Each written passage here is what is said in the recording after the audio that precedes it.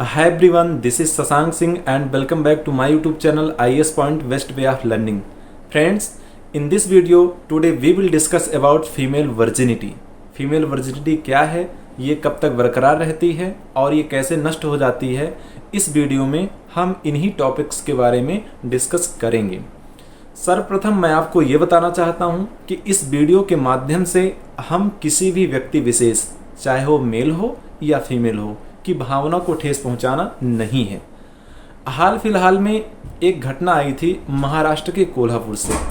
वहां एक युवक ने शादी किया।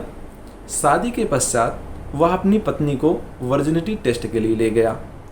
तो अब उसके वर्जिनिटी टेस्ट के जो भी तरीके रहे हों उसके बारे में तो हमको नहीं पता, लेकिन न्यूज़ में आया कि उसका जो टेस्ट हुआ उस टेस्ट में वो फेल हो गई, जिसके चलते उसने अपनी पत्नी को डाइवोर्स दे दिया, तलाक दे दिया।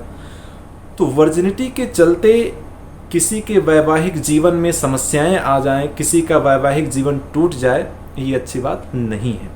आखिर ये वर्जिनिटी होती क्या है, ये कब तक बरकरार रहती है और कब नष्ट हो जाती है, और नष्ट होती है तो कैसे नष्ट होती है, आज हम उसी के बारे में इस वीडियो में डिस्कस करने वाले हैं।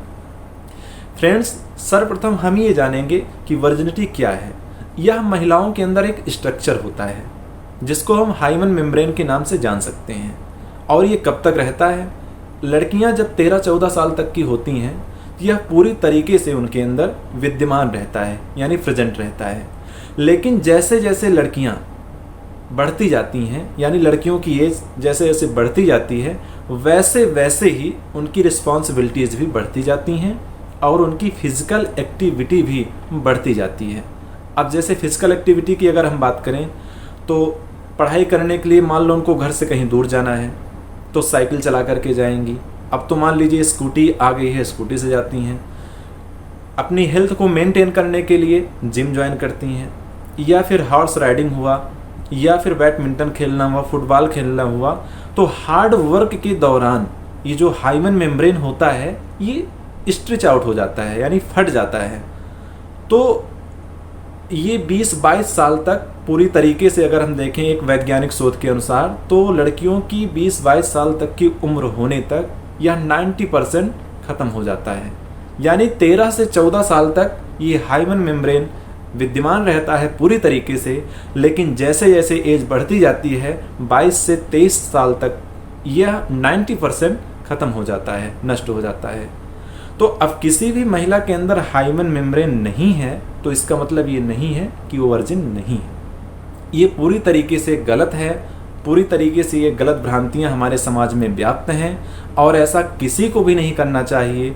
ऐसी इस आधार पर किसी भी लड़की को गलत या सही साबित करने की कोशिश नहीं करनी चाहिए, क्योंकि आज हमको ये पता चल गया कि लड़कियों में जो वर्जिनिटी की प्रॉब्लम रहती है वो इसी के चलते दूर हो जाती है। यानी कि जब वो हार्ड वर्क करती हैं, हाइमन मेम्ब्रेन नाम की एक झिल्ली होती है और वो फट जाती है, जिसके चलते लोग टेस्ट कराते हैं तो बोलते हैं कि लड़की वर्जिन नहीं है।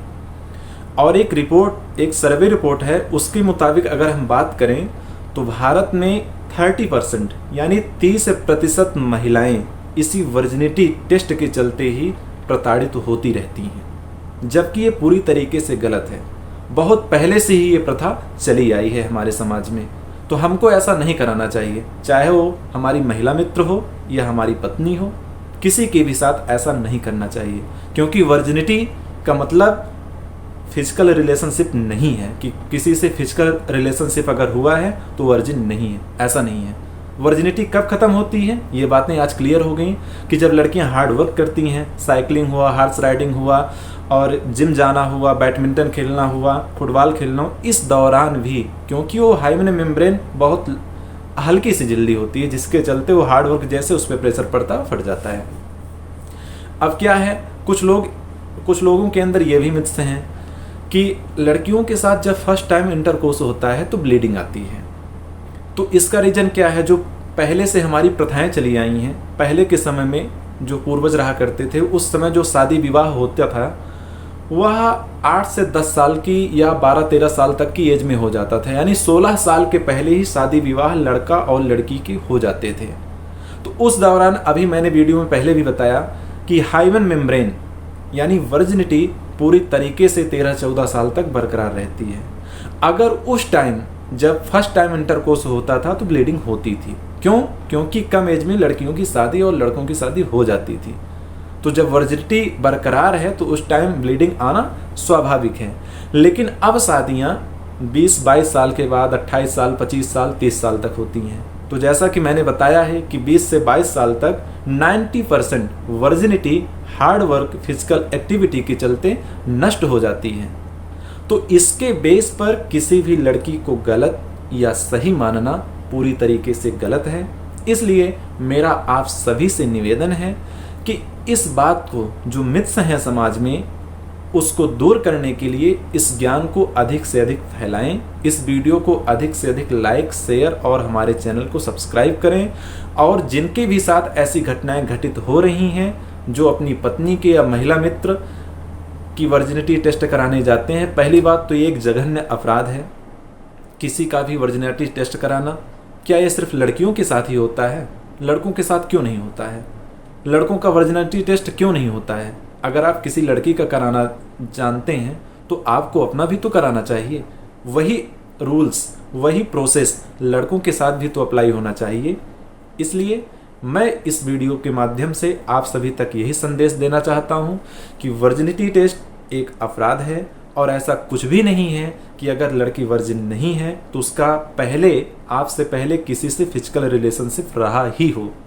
ऐसा कुछ भी नहीं है। ये एक सिर्फ डाउट्स हैं लोगों के मन में, एक भ्रांतियां हैं। वर्जिनिटी कैसे नष्ट होती है इसके बारे में मैंने आपको बता दिया। सो फ्रेंड्स, इस वीडियो लेक्चर में इतना ही। हम बहुत सारे और नॉलेज लेकर के आएंगे नेक्स्ट वीडियो में। तब तक के लिए आप हमारे साथ बने रहिए और वीडियो को देखते रहिए। Thank you so much.